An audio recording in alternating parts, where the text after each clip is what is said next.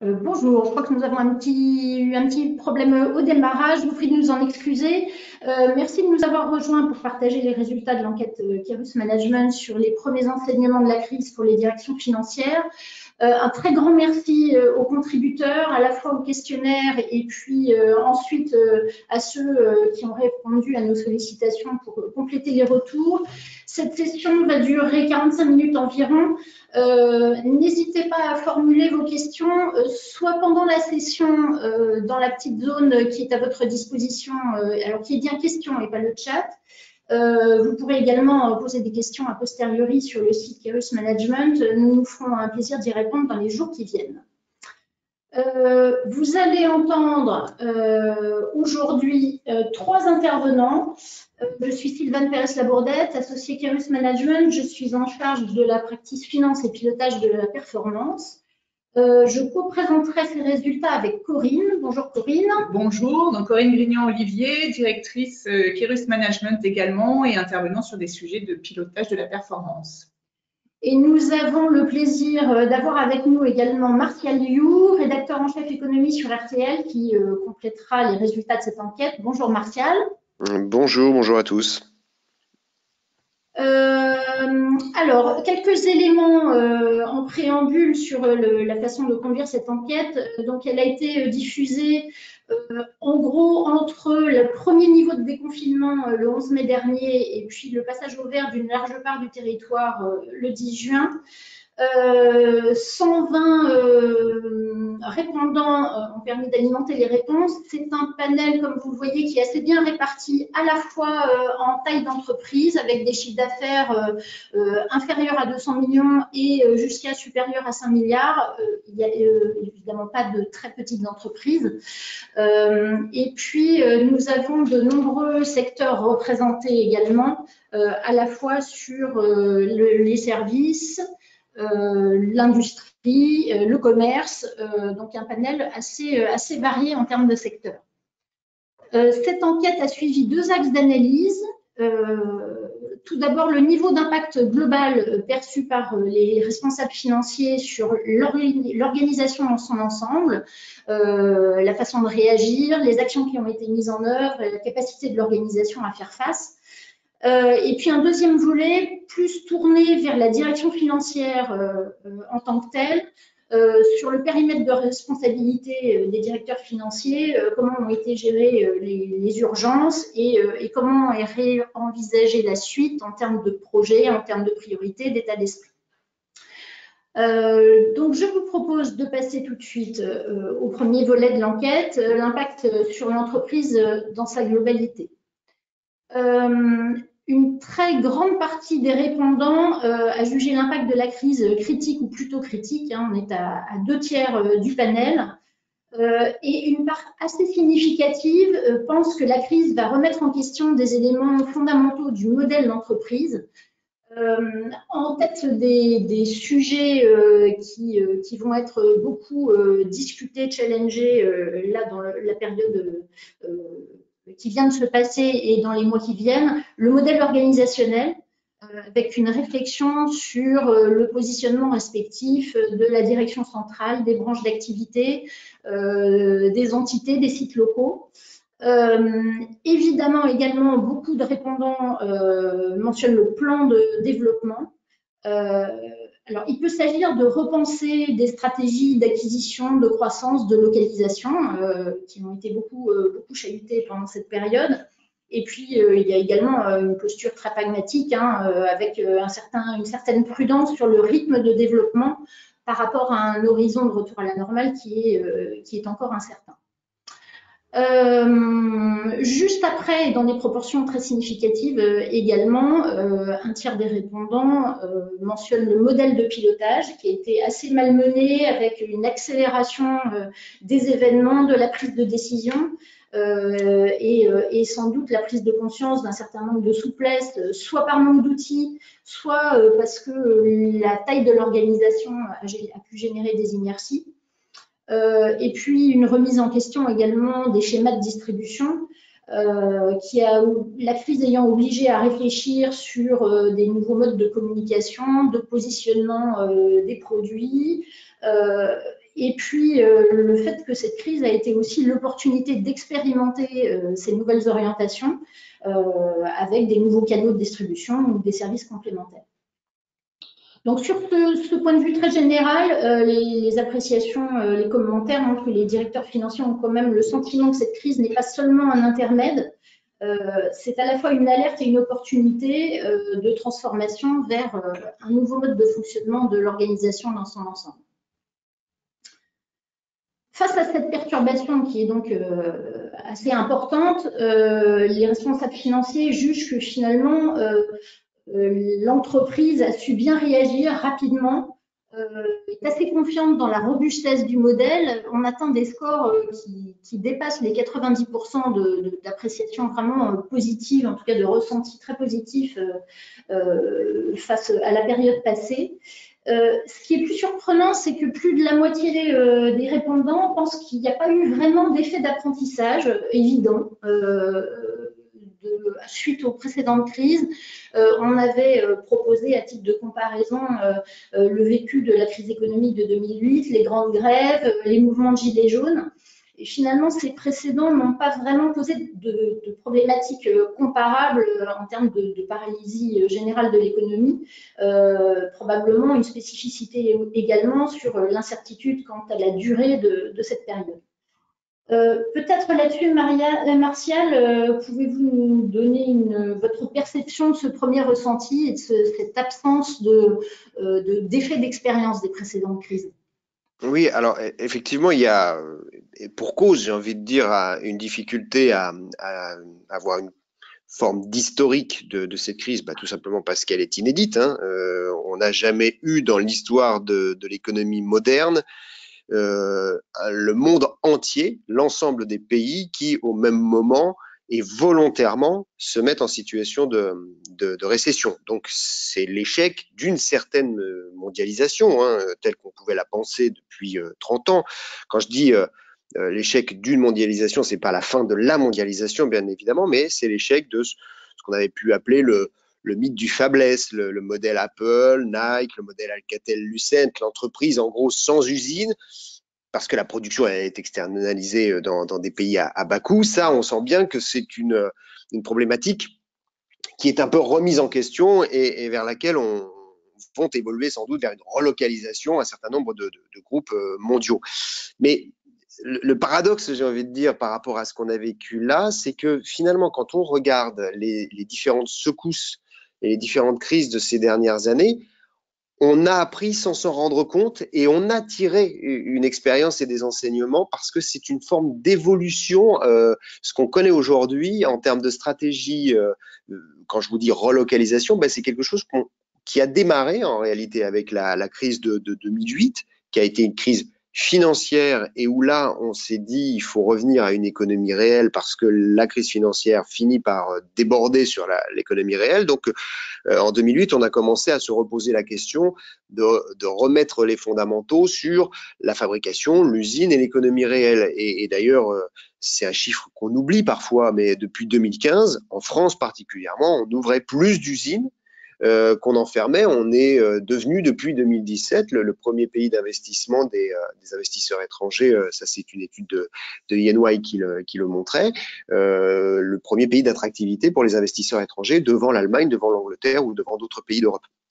Et puis surtout, il y a un autre trauma qu'on a un peu oublié entre 2008 et aujourd'hui, c'est Fukushima, où là aussi, on avait commencé à tirer des enseignements qui conduisent vers une forme de relocalisation de la production. C'est que Fukushima avait démontré qu'effectivement, l'ensemble des grands secteurs de l'économie et notamment de l'industrie étaient dépendants d'un seul pays pour tout un tas d'appareils, de microprocesseurs et d'éléments constitutifs de plein de chaînes de production et l'automobile, par exemple, avait commencé à relocaliser une partie de la production vers l'Europe de l'Est, l'Europe centrale, pour ne plus dépendre uniquement de l'Asie et du Japon, ou en particulier à ce moment-là. Et donc finalement, 2020 arrive avec le Covid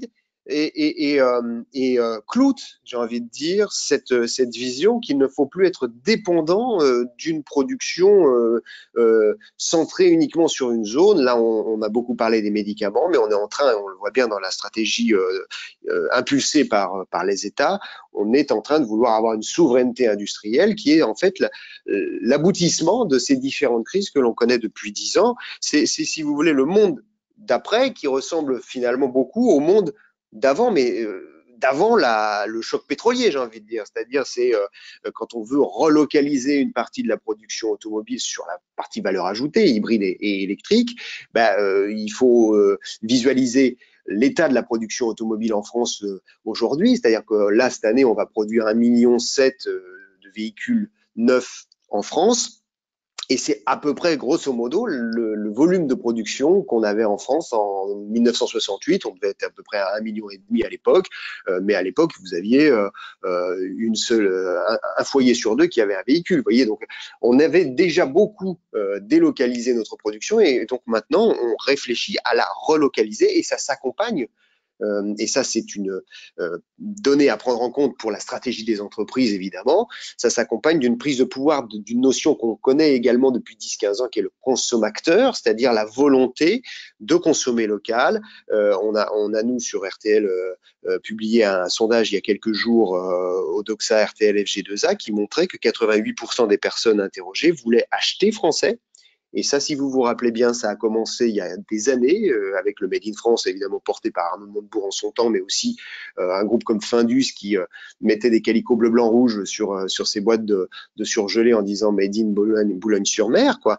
Donc, ça, c'est en train de trouver sa quintessence en ce moment suite au Covid et au confinement. Un Français sur 3 qui est même prêt à payer plus cher si ce sont des produits sains et locaux. Donc, tout ça, en fin de compte, la gestion de la crise en direct était totalement inédite parce qu'on n'a jamais vécu une crise pareille pour l'entreprise dans sa stratégie interne. Mais globalement, d'un point de vue plus sociétal et macroéconomique, j'ai envie de dire que c'est l'aboutissement dans les réflexions, l'accélération dans les réflexions stratégiques de quelque chose qui était en train de germer, qui était en signaux faibles depuis maintenant une dizaine d'années. Alors, outre cet état d'esprit qui, quand même, voilà, effectivement, dans la durée, s'inscrit dans l'évolution des entreprises, quand on dit que les entreprises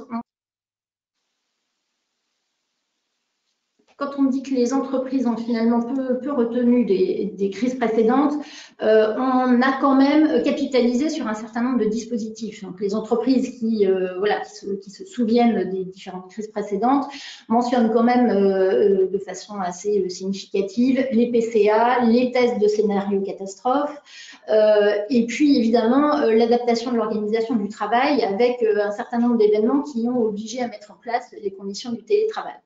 Maintenant, au-delà de ces dispositifs, on repère deux axes clés, deux initiatives clés dans la gestion de cette crise sanitaire qui ont été tout d'abord des actions très orientées sur la continuité du management et la communication avec les équipes pour préserver le lien, pour préserver la motivation à distance.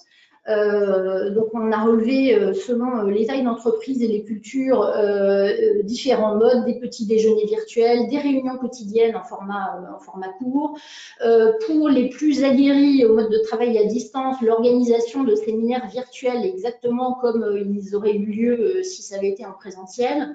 La mise en place de lignes téléphoniques pour assurer l'écoute des salariés, la mise en place de SMS d'information, donc de l'information très descendante, et de façon assez significative des interventions finalement très régulières du top management pour communiquer avec l'ensemble de l'organisation. Et puis le deuxième volet d'action, c'est bien évidemment la partie maîtrise des coûts et financement pendant cette période, avec un gel ou une adaptation à la fois des CAPEX et des frais généraux, des mesures plutôt salariales avec une diminution de rémunération du management, des congés obligatoires et puis un assez grand nombre de démarches pour accéder aux prêts garantis par l'État. En renfort de ces initiatives, donc plutôt managériales, les entreprises ont pu compter sur deux actifs, parfois dans des proportions qui étaient assez inespérées. Tout d'abord, un très fort niveau d'implication et de collaboration de la part des salariés. C'est à la fois de la capacité d'organisation, c'est à la fois de la solidarité, de la réactivité managériale. Donc c'est vraiment une reconnaissance de la contribution de l'ensemble de l'organisation à cette gestion de crise. Et puis, des systèmes d'information qui ont démontré leur robustesse, et c'est ce qui a permis la bonne marge des connexions à distance, la gestion des volumes de communication avec la surenchère des visioconférences. Et finalement, ces leviers, tant du point de vue de l'implication du personnel que du point de vue des systèmes d'information, ils existaient déjà, mais jusque-là, on avait un petit peu d'incertitude sur la capacité à assumer ce fonctionnement à distance dans la durée.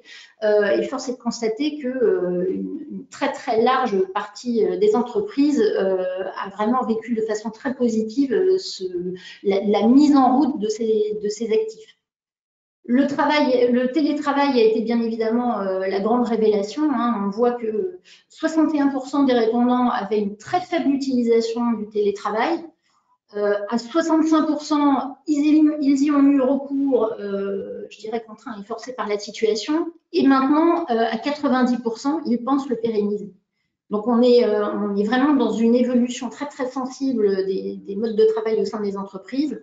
Et on voit que le score de satisfaction sur l'accès aux outils de communication, à la collaboration professionnelle, à 97%, est extrêmement positif.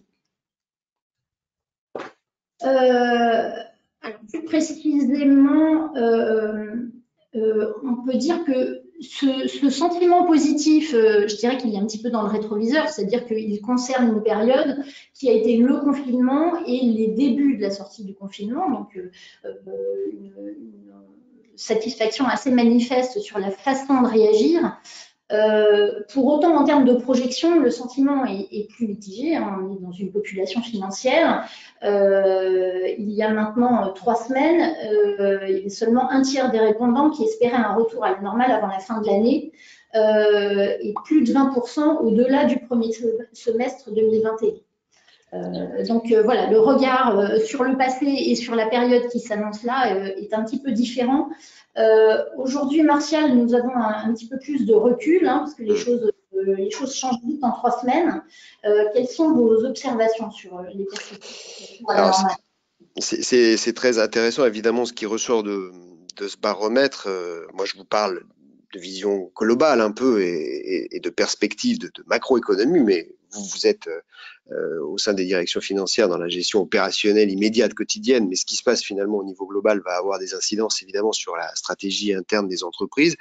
Ce qui se dessine et qui a évolué, un peu comme la connaissance de la Covid, si vous voulez, au niveau de l'économie. D'ailleurs, il y a beaucoup de parallèles en fait entre les deux, entre ce qui se passe au niveau sanitaire et ce qui va se passer au niveau économique. C'est que finalement, on découvre les choses un peu semaine par semaine, jour par jour, j'ai envie de vous dire. Là, ce qui se dessine en termes de reprise et qui fait à peu près consensus quand on écoute Bruno Le Maire du côté du gouvernement ou Villeroy de Galhau du côté de la Banque de France, c'est qu'on est sur un scénario de reprise en racine carrée et pas en V. Vous savez qu'en général, on aime bien en économie avoir des images comme ça pour les scénarios de reprise. Scénario en V, vous le connaissez sûrement, c'est une forte chute qu'on a connue, un fort rebond, et on efface en quelque sorte en 2 ans ce qu'on a perdu. C'était le scénario au moment de votre baromètre, j'ai envie de dire, celui de l'espoir à la sortie du confinement d'un rebond rapide.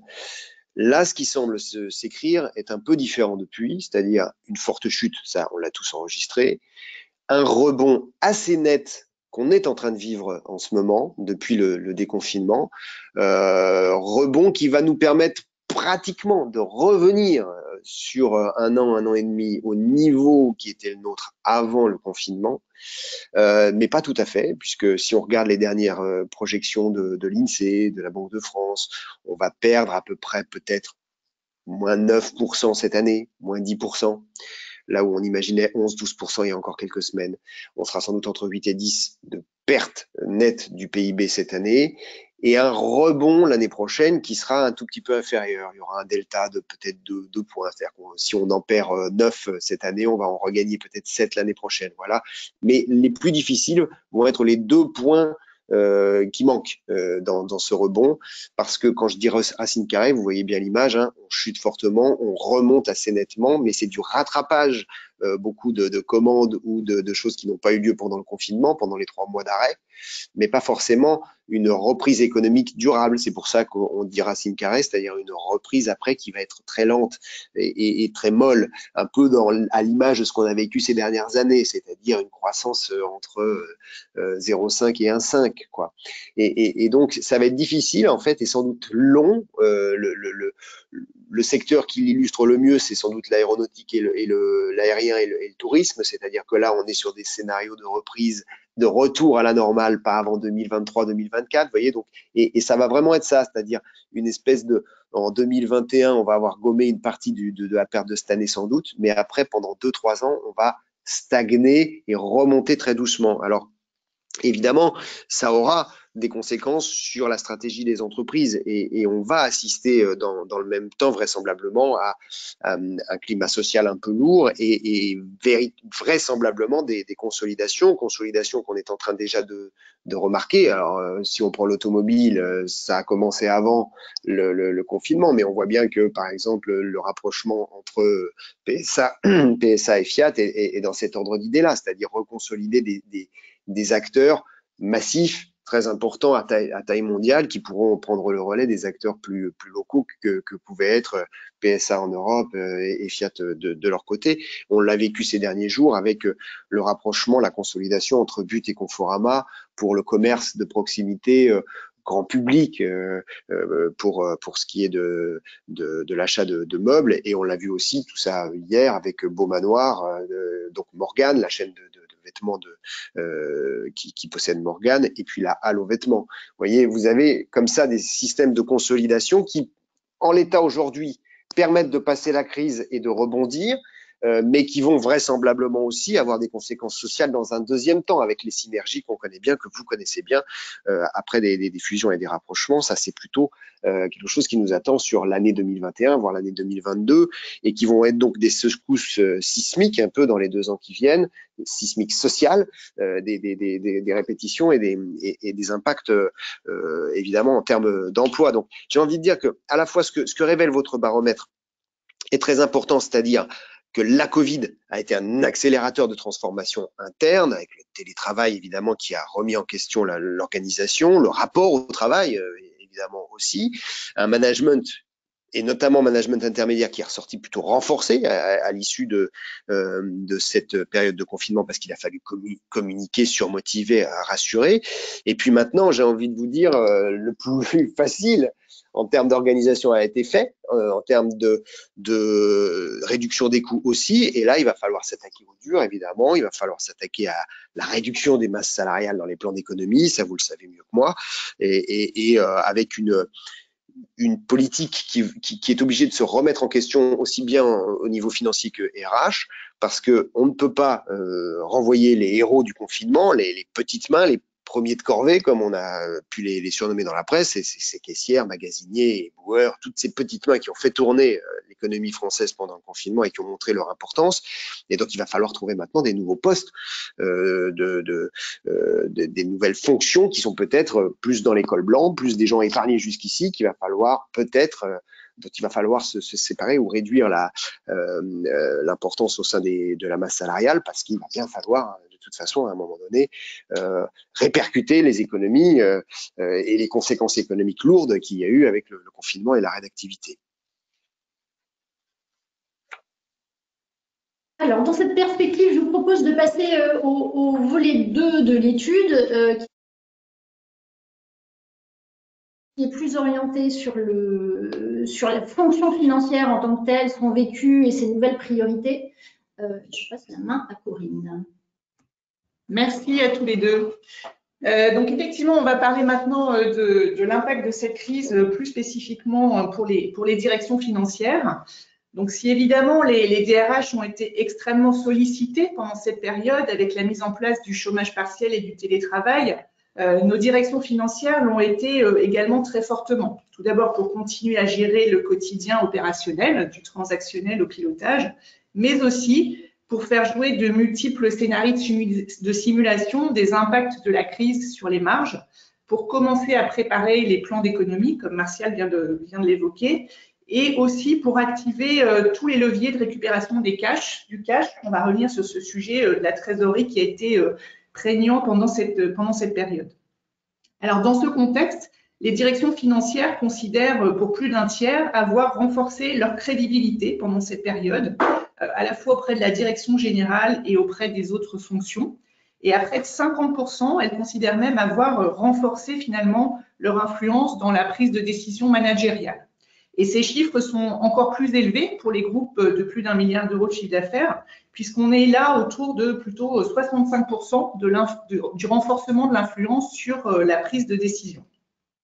Donc, on a donc un vrai retour positif de la perception de leur rôle des répondants pendant cette période. Alors, lorsqu'on interroge les directions financières sur leurs axes de progrès en amont de la crise, deux axes très nets se dégagent. D'une part, la simulation de la masse salariale et d'autre part, la simulation de la trésorerie.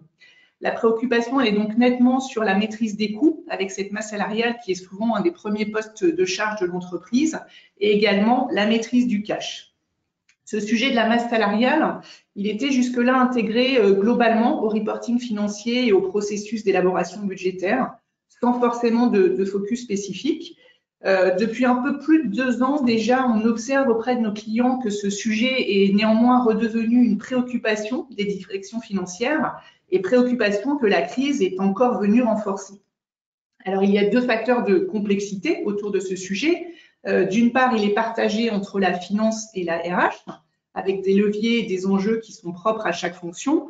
Et d'autre part, il faut trouver un niveau de maille pertinent pour l'analyse et la simulation, c'est-à-dire le bon équilibre entre une analyse au niveau fin, au niveau détaillé, à l'individu, au niveau fin des structures de rémunération, par rapport à des niveaux d'analyse et de simulation plus agrégés et qui font finalement jouer les vrais leviers et enjeux. Avec la mise en place du chômage partiel, les entreprises ont plutôt mis en place des modèles de simulation très macro et qui ont été focalisés sur cet impact chômage partiel, donc souvent en ad hoc sur Excel. Mais pour préparer l'après-Covid, il faudra bien évidemment aller plus loin sur ces modèles pour permettre une meilleure appréciation des leviers et des impacts au-delà des aspects de gestion d'effectifs.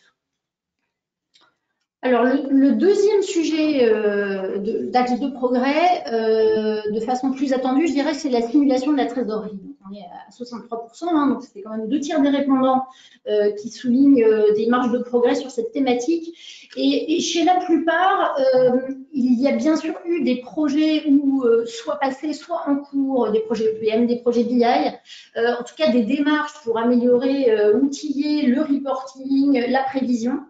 Et la trésorerie est sur la feuille de route de tout le monde, mais finalement, jusqu'ici, c'est assez peu concrétisé par une intégration globale. Ça ne veut pas dire évidemment qu'il n'y a pas de prévision de trésorerie, mais je dirais que le sujet est traité plutôt à part, séparément ou à grande maille.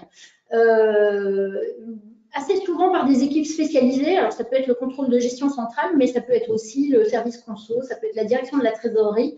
En tout cas, l'intégration n'y est pas forcément.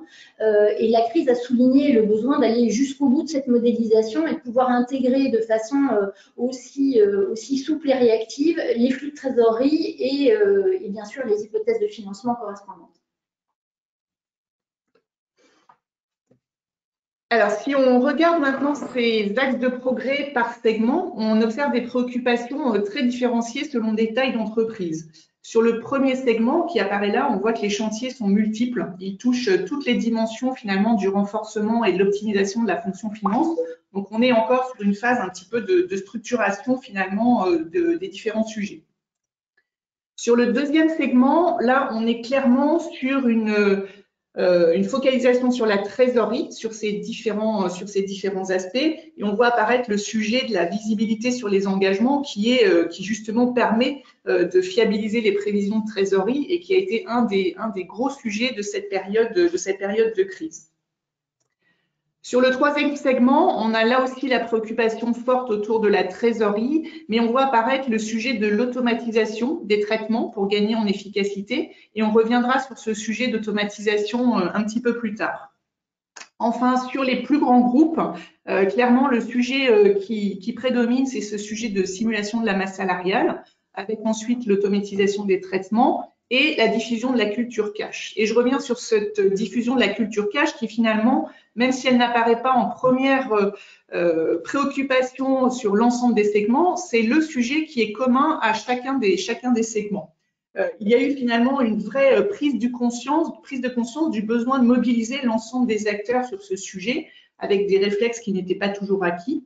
Et du coup, avec la crise, il a vraiment fallu se concentrer à la fois sur le suivi des engagements de dépenses, sur la gestion et l'équilibrage des lignes de trésorerie, sur les campagnes de recouvrement des créances clients, mais aussi la négociation des appros et les délais de paiement avec les fournisseurs. Et même pour les groupes qui finalement n'avaient pas spécialement de problème de trésorerie jusque-là, avec l'arrêt net des activités des flux cash, eh bien même ces groupes ont dû se remobiliser sur ces mécanismes de gestion de trésorerie sur toute la chaîne de valeur. Alors, si on fait un petit point de statut finalement sur les projets des directions financières. Début 2020, ces directions financières, elles étaient fortement investies sur des projets de transformation de la fonction. Et malgré le contexte de crise, finalement, ces projets ont été plutôt significativement poursuivis. Donc, on a trois grands types de projets. Les projets structurants, engageants à long terme, qui concernent la refonte du corps modèle finance, qui concernent la refonte de l'architecture du SI Finance autour de la mise en place des reporting factory, des data lake finance. Ces projets-là, qui sont plutôt difficiles et coûteux à interrompre, ont été majoritairement poursuivis ou à défaut ralentis. Le deuxième type de projet, sur le pilotage, donc plus directement en lien avec les préoccupations de la crise, autour du reporting, autour de l'élaboration prévisionnelle et également autour de la simulation de trésorerie, et bien de la même façon, ces projets-là ont été majoritairement maintenus. À l'inverse, par contre, les projets qui apparaissent finalement plus éloignés des préoccupations de la crise ou à ROI qui apparaissent plus lointains, donc autour de l'harmonisation des référentiels, autour de la standardisation des processus, autour de la gestion et de l'évolution des compétences des équipes finances, ces projets-là, ils ont davantage fait l'objet de suspension que les deux types précédents de projets, et probablement aussi parce que c'est des projets qui étaient plus faciles à mettre en arrêt. Assez logiquement, quand on regarde par taille d'entreprise, les grandes entreprises ont eu davantage les moyens de poursuivre leurs projets, alors que les entreprises de taille plus modeste sont plutôt focalisées sur la gestion opérationnelle et ont mis jusqu'à 60% finalement de leurs projets en attente pendant cette période. Alors, parmi ces projets, les directions financières ont redéfini leurs priorités au sortir du confinement. Et on voit apparaître deux segments très distincts. D'un côté, le segment plus middle market qui va se refocaliser sur les fondamentaux du pilotage, autour du reporting, autour du budget, autour des processus de gestion de la trésorerie, pour renforcer les modèles, les processus et les outils qui ont parfois pu être mis en défaut de réactivité au plus fort de la crise. Donc, on est là sur un sujet de revenir aux essentiels du pilotage. A contrario, les grands groupes vont, eux, privilégier la relance des grands projets de transformation, des projets d'ampleur autour de l'architecture du SI Finance, également autour des projets d'automatisation pour gagner en agilité et en efficacité. Ce sont les projets RPA. Alors, un point notable sur cet aspect RPA, automatisation des processus, un certain nombre de répondants a mentionné spontanément que des opérations simples avaient pu bloquer notamment le reporting, les traitements, alors que justement on en avait cruellement besoin pendant la crise. Il s'agit de tâches voilà, très usuelles, enfin très répétitives, de l'assemblage de données, de la réconciliation, du contrôle, des relances pour obtenir des remontées du terrain, des tâches de saisie, de formatage. Et finalement, la situation d'accélération et d'urgence a renouvelé l'intérêt, principalement donc dans les grandes organisations, mais pas que, d'une robotisation partout là où elle est possible, avec deux orientations selon les organisations. Il y a une approche, je dirais, par rustine, donc qui consiste à traiter juste les boulets d'étranglement avec des robots très ciblés sur des opérations simples. Et puis une approche un peu plus globale pour redéfinir de bout en bout sur un processus ce qui est automatisable et ce qui nécessite une intervention à valeur ajoutée. Peut-être que ce qui a changé avec la crise, outre cette mise en lumière, c'est que d'habitude, le ROI attendu est assez généralement financier sur ces projets de RPA. La crise a mis en évidence que le ROI, il était au moins autant qualitatif, avec des aspects de fiabilisation et d'accélération qui peuvent permettre à l'avenir d'être plus réactif et d'être moins dépendant, je dirais, de ces traitements finalement sans valeur ajoutée particulière. Alors, lorsqu'on interroge les directions financières sur les initiatives nées de cette crise et à pérenniser, il ressort deux sujets principaux. D'abord, il y a la volonté à 78% de renforcer l'intégration entre la vision PNL et la vision bilan et cash. Il y a un vrai besoin de défiloter le travail des équipes finances pour construire une vision de bout en bout de la performance financière de l'entreprise. Le deuxième point, c'est un meilleur ciblage des indicateurs plutôt que d'avoir des packages de reporting trop denses. Donc, on est là aussi dans une recherche d'efficacité opérationnelle finalement pour renforcer encore le support de la direction financière à la prise de décision. Par contre, on observe un engouement un petit peu moindre pour des cycles plus courts de reprévision. L'expérience des multiples simulations au cœur de la crise a conduit probablement un peu à challenger le bénéfice de ces multiples simulations au regard de l'effort déployé. Et là aussi, on est dans une recherche d'une plus grande efficacité au travers de modèles de simulation allégés qui seront d'autant plus nécessaires dès lors que la fréquence des reprévisions est accrue. Alors, quelle tendance au sortir du confinement? Nous avons posé des questions un peu en noir et blanc pour tester ces tendances et deux grands axes se dégagent. Le premier, c'est vraiment la capitalisation sur les acquis et la mise en œuvre des actions à court terme. On a là un gros 78% aussi qui traduit une volonté claire de pérenniser les bonnes idées nées de la gestion de la crise en termes d'efficacité, comme on vient de le voir, de simplification, de ROI rapide. D'autant plus à un moment où la capacité d'investissement va être réduite et finalement la visibilité à moyen terme encore très incertaine. Par ailleurs, il apparaît que les outils ne sont pas la solution à tout, c'est-à-dire que les directions financières ont pris aussi conscience de la nécessité de revoir les méthodes et les règles de gestion qui, elles aussi, finalement, contribuent à la réactivité, à l'efficacité des processus de gestion et des dispositifs de pilotage. Donc ça, c'était ce premier axe, capitaliser sur les acquis et agir vite. Et le deuxième axe est un peu plus protectionniste. Là, il s'agit de renforcer l'autonomie et la maîtrise des processus et des leviers d'action.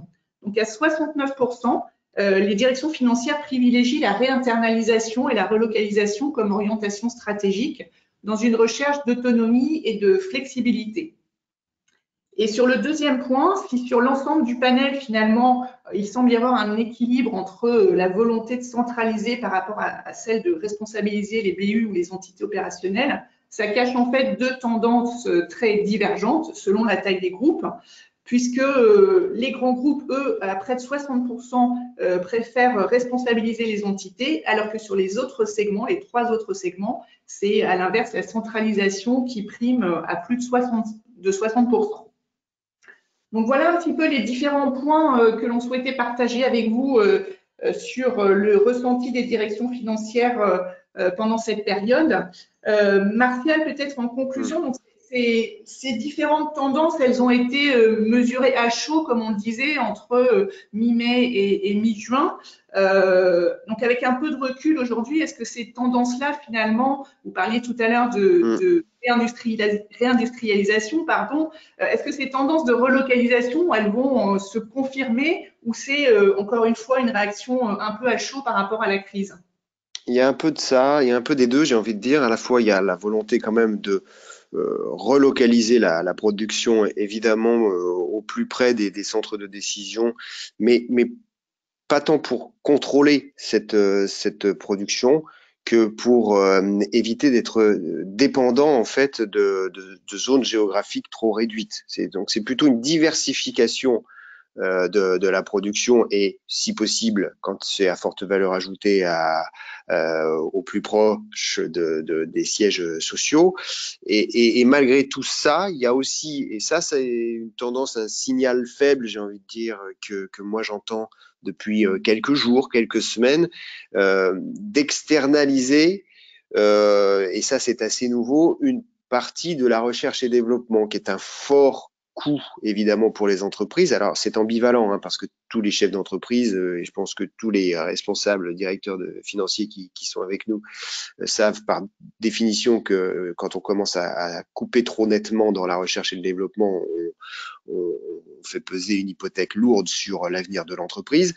Mais si vous voulez, c'est le modèle outsourcing qu'on a pu connaître dans la pharma qui est en train de germer dans les secteurs de l'automobile, dans le secteur de l'industrie aéronautique, dans les télécoms, de pouvoir se dire pourquoi pas finalement laisser travailler des startups ou des groupes à l'extérieur sur des objectifs technologiques qu'on fixe ensemble et les réintégrer à terme en rachetant la start-up ou bien en ayant un partenariat privilégié. Donc il y a je sens ça en tout cas, cette volonté peut-être pour éviter, et c'est assez net dans l'automobile par exemple, d'avoir finalement des gens qui, comme les ingénieurs du technocentre de Renault par exemple, sont un peu étaient jusqu'à maintenant un peu les seigneurs de l'entreprise quelque part, et aujourd'hui sont les seniors de l'entreprise, si je fais un assez mauvais jeu de mots,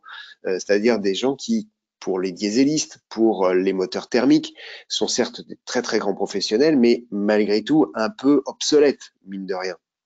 Et donc, se dire que sur les nouvelles technologies, il faut peut-être aller chercher le dynamisme et la vitalité à l'extérieur de son propre groupe et de ses propres structures. Vous voyez, il y a ces deux choses-là qui sont assez présentes.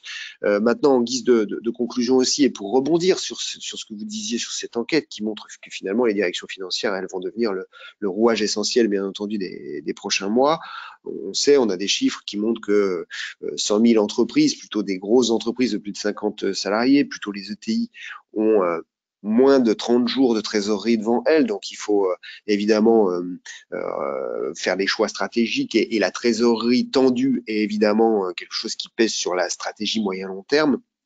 Et moi, j'ai envie de dire que ce qui ressort des discussions que je peux avoir avec les représentants des grandes fédérations professionnelles ou avec un certain nombre de patrons, de PDG, c'est qu'il y a un petit risque, en tout cas tel que je le perçois, je vous le livre comme ça, un petit risque d'avoir transformé nos dirigeants d'entreprise en chasseurs de primes à l'issue de ce confinement. Le confinement a été une bulle de protection quelque part avec les différents outils mis en place par le gouvernement évidemment, et notamment le chômage partiel et l'activité partielle de longue durée désormais.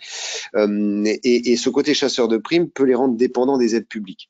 Moi, j'ai discuté avec certains responsables de groupes dans le bâtiment, dans l'automobile, qui commencent à dire il faut pas on est peut-être en train de repartir trop vite. C'est paradoxal. Plus de 9 chantiers sur 10 ont redémarré dans le bâtiment. On voit que les ventes de véhicules neufs ou d'occasion sont reparties à des niveaux qui sont même supérieurs. Alors, il y a du rattrapage, bien sûr, mais supérieurs à ce qu'ils étaient avant le confinement. Et ces responsables d'entreprise commencent à dire, mais si on repart trop vite, l'État va couper les aides. Vous voyez, donc on est au moment un peu où il faut à la fois préserver le système protecteur dans lequel on est des aides publiques et en même temps s'en défaire parce qu'il va falloir retrouver totalement son autonomie et son autonomie d'action. Et ce que vous disiez, je rebondis un peu sur l'évolution du ROI, une sorte d'ROI social, c'est peut-être un peu ça la note d'espoir de ce qu'on est en train de vivre aujourd'hui, c'est que la crise va offrir sans doute des opportunités en termes de stratégie en interne, sur les postes clés, sur un rajeunissement aussi peut-être de la pyramide des âges, on le voit, parce qu'il va falloir évidemment jouer sur la masse salariale, je vous le disais sans doute, je vous le disais tout à l'heure, sans doute dans les prochains mois, mais peut-être aussi repositionner ces stratégies de recrutement vers des postes plus en phase avec l'industrie et le monde d'aujourd'hui ou le monde de demain. Quand je parlais de l'automobile, évidemment, il vaut mieux miser sur les ingénieurs qui sont sur les véhicules autonomes ou les véhicules électriques et hybrides que sur le diesel, on l'a tous à peu près compris. Et donc, on voit aussi que les métiers qui sont en tension aujourd'hui, enfin, qui sont aujourd'hui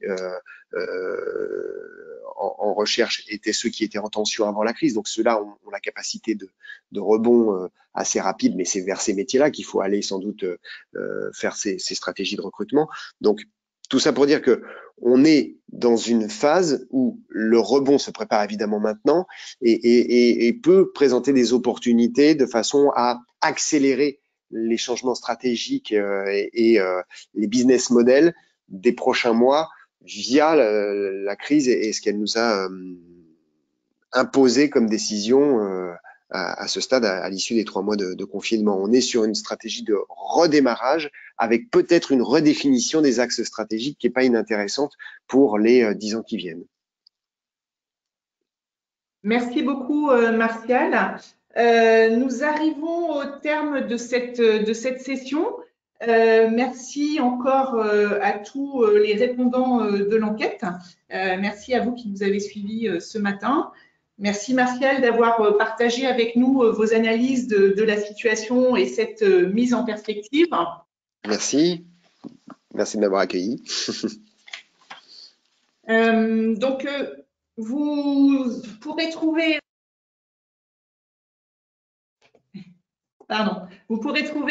sur notre site Kerus Management sous peu la présentation qui vient d'être faite. Nous enverrons également les supports détaillés à tous les répondants de l'enquête. Merci encore de votre attention. Si vous avez des questions complémentaires, n'hésitez pas à nous les déposer également sur le site et nous ne manquerons pas de revenir vers vous pour échanger et partager sur ces éléments. Merci beaucoup. Très bonne journée à tous. Bonne journée à tous.